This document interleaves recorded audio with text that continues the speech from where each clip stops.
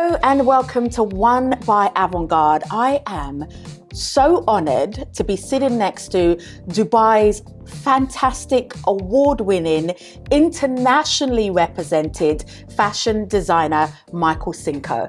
Hello, Michael. Hi, Kobe. How are you? I am excited to be here. I'll go one step further. I'm delighted, and I'll tell you why. You are a prolific fashion designer. Your couture gowns are gorgeous. Thank you so much. And I want to start off with this one that you have allowed me to wear today, this beautiful jacket.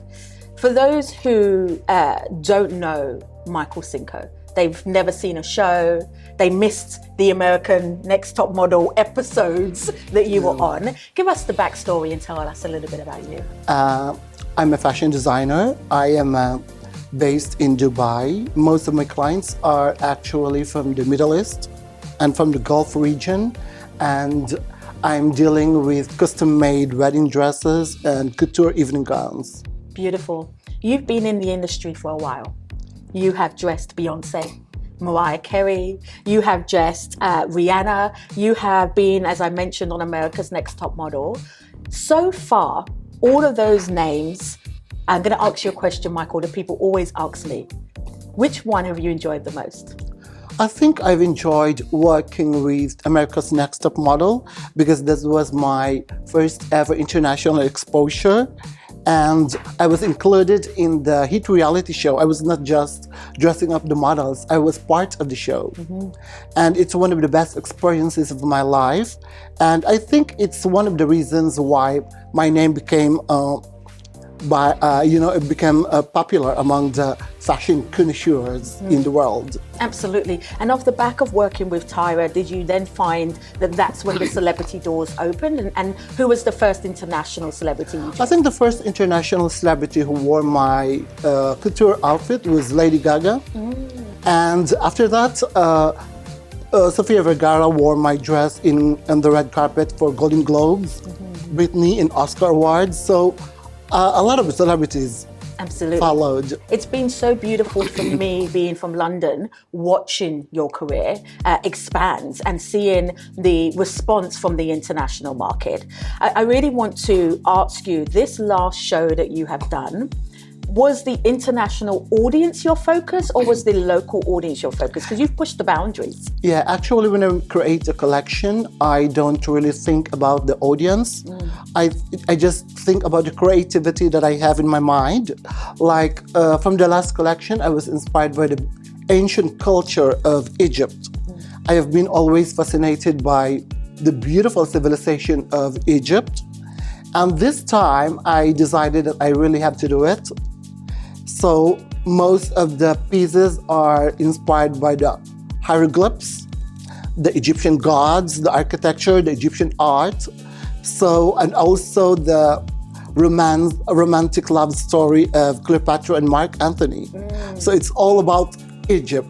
It was beautiful to watch at Arab Fashion Week, the show, beyond the beauty of your collection, which we always get, you took the show one step further. Talk me through the kind of creative process with the show.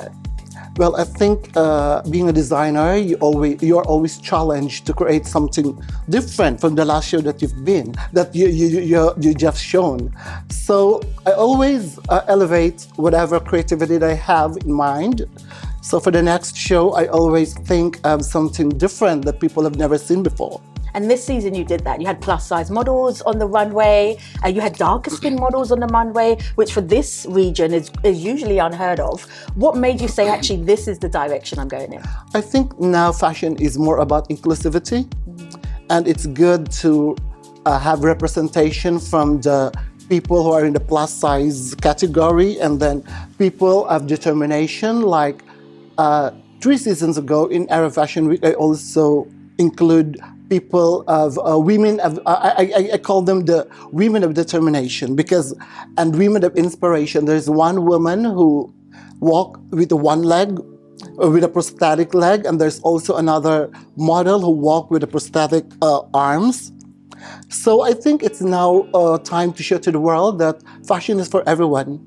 not only for skinny models and for white or for black models. It's for everyone who knows and who can wear anything about fashion. I love that. It's a trend that you're absolutely right. We're seeing it globally. We saw it in New York Fashion Week. We've seen it in Milan and London.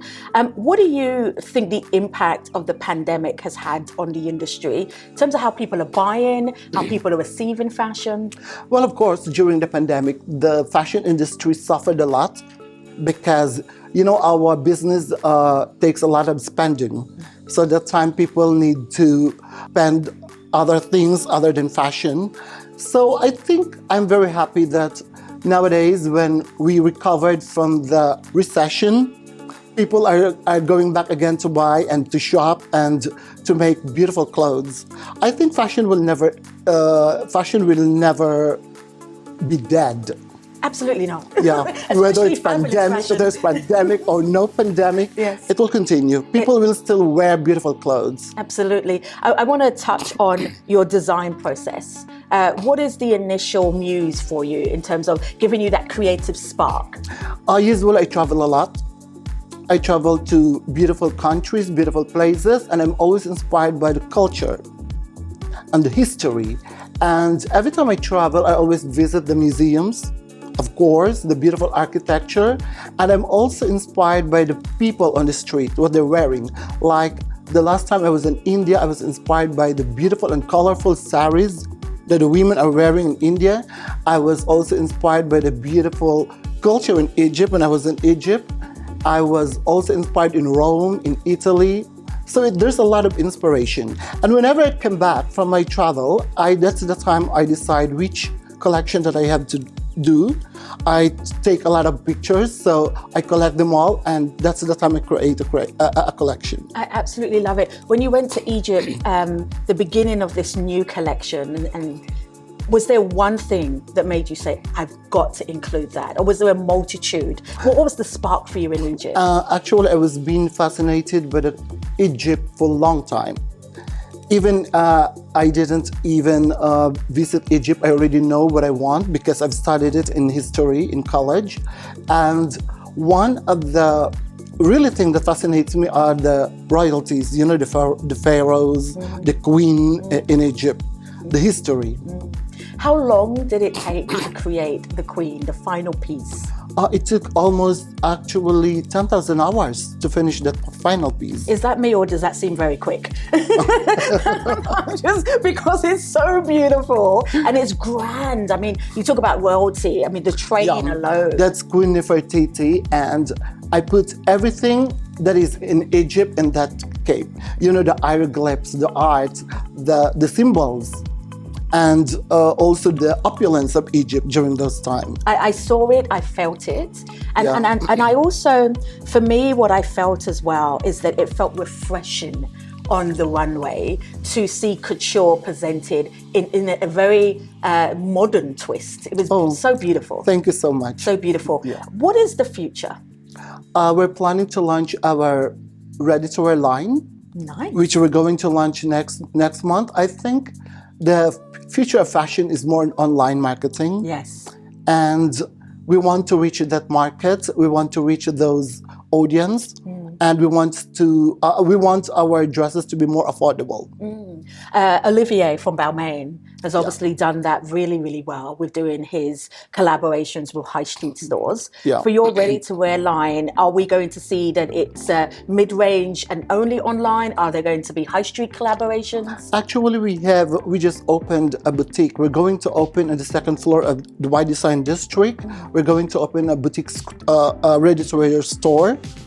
And hopefully it will become okay. And I think it will be a good collaboration in the future with other big brands. Why not? It's not going to be just okay. It's going to be amazing. What can we expect? Are we looking at jackets, dresses, a combination? A lot of day wear, more on evening dresses, and haute couture is more on a special occasion. Yes, I absolutely love that, because I think so often designers, particularly now and in the future, as you rightly said, need to think about how they break the barriers. Yeah.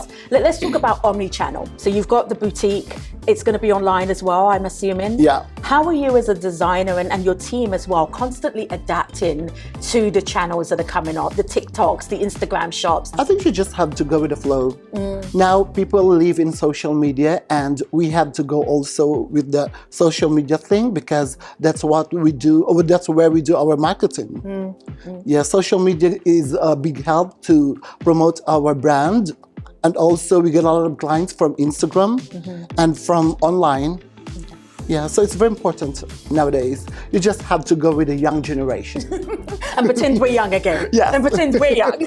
Absolutely. You just have to blend and to go with the flow. You know what I do, Michael? I take my 10-year-old daughter and I'm like, tell me what's next. What's happening next? Because they know, don't they? They know everything, They yes. do. They absolutely do. And for you personally, the designer, the man, the entrepreneur, what's the future for Michael Cinco? I just keep on designing. I love that. I just keep on designing and making dreams, impalpable dreams in the future. Oh, that is how we will end. Thank you so much for Thank your you. time. Thank you so much, You're a Kumi. doll. Thank you so much for watching One by Avantgarde with Michael Cinco. All the information on how to get his ready-to-wear line is available below. Until next time. Perfect.